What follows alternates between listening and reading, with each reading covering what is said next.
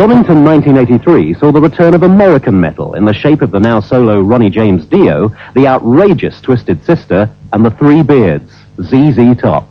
Opening the show were our very own Diamond Head, a band that many people now believe was seriously ahead of their time.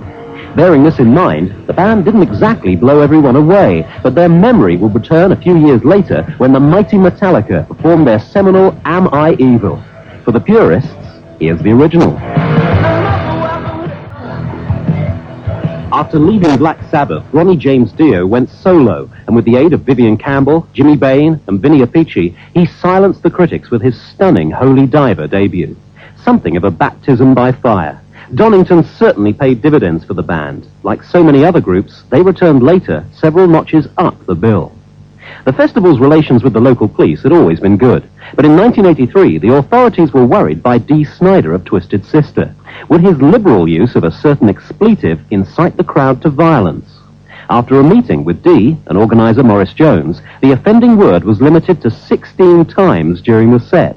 Of course, Dee broke the limit, and obviously, the crowd were not incited to riot.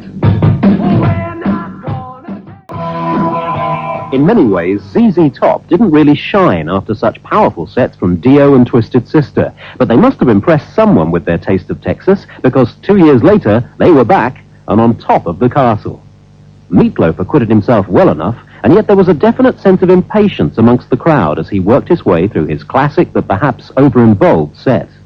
Cozy Powell scored another Donington first by being the first musician to play there with two different bands, Rainbow in 1980 and now in 1983 with Whitesnake. To celebrate the fact, the effects used to illuminate his drum solo were some of the most spectacular ever seen there to this day.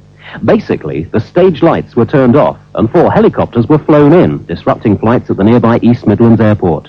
Armed with white searchlights, they illuminated the crowd and the kit during the gargantuan drum solo. Whitesnake were exceptional that year, with David Coverdale playing the part of both the saint and the sinner from their latest album. Donington as a spectacle was back, and it was back with a vengeance. I don't know. Whitesnake, Here I Go Again. They'll be on stage and on the air at 8:30 tonight here on 1FM.